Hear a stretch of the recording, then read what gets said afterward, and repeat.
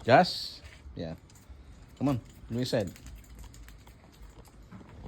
Binigyan ko ng ano yun guys eh.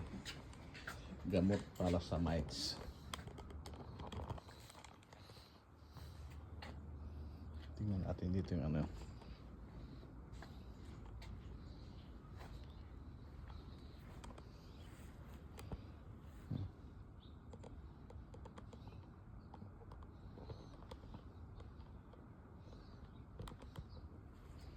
Maraming tayo rito eh. Tayo ng aso.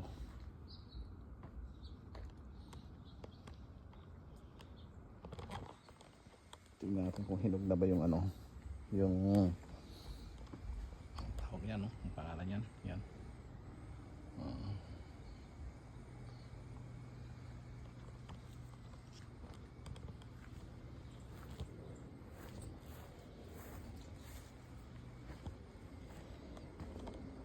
Aso sa loob.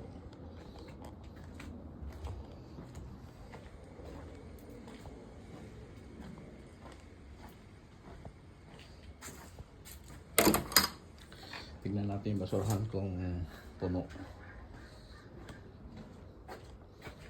Yeah, puno guys. Dalawa. Ilalabas natin bukas yan. Wala pa. Bali ito, hindi ko ilalabas. Ilalabas lang yata yan. Yung nakaraan. Isang bisis lang kasi ilabas yan pag ano eh. Pag isang linggo, isang bisis lang. Lalabas ang aso. Yeah, you stay inside now. Huh? You stay here.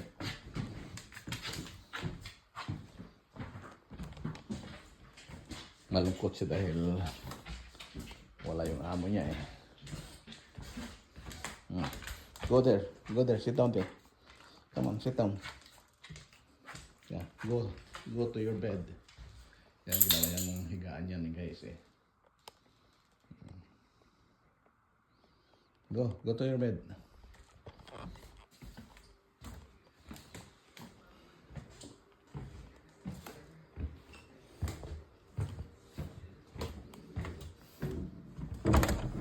Check natin yung kung ano mga dapat bilhin.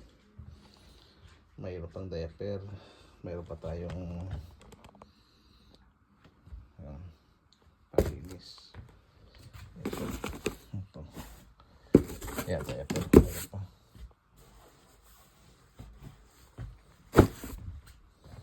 Isa na lang yung mayroon pa isa. Ito pang karton. Marami siyang ano dyan yun, pang inima. Inima pang pag hindi siya nakakatae, yan ang ginagamit namin. Ito.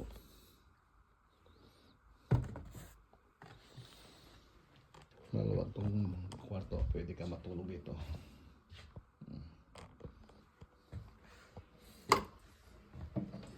Yes, dog. Patayin ako mga aso. Go there. Don't follow me. Come on, go. You don't need to follow me, okay?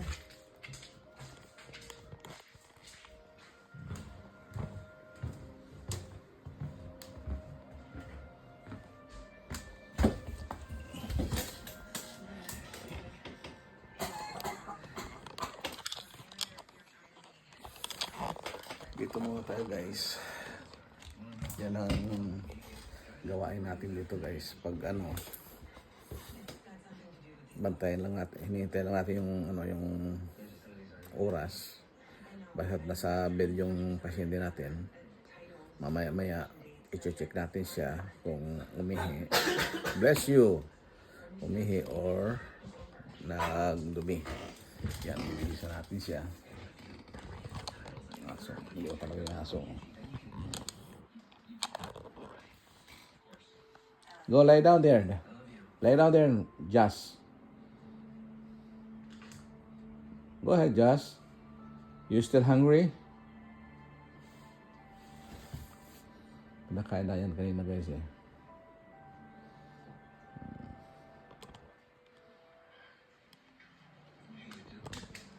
Halata mo yung aso malungkot. Yan lang ano, guys, dito buhay sa Amerika.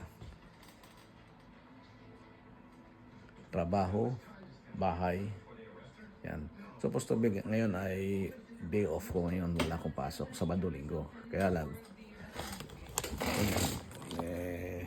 may puntahan yata yung karelyebo ko.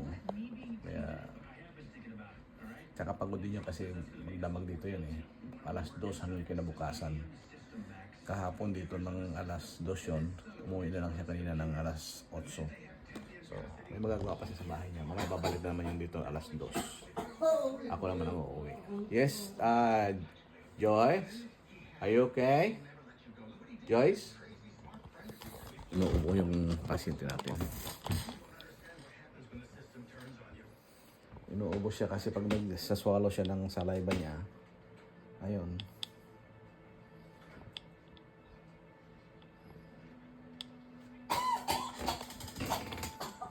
Okay. Sige guys, yan lang guys. Isusik ko muna itong pasyente ko. Inuubo siya, bigyan ko siya ng something medicine for coughing. Okay? Okay guys.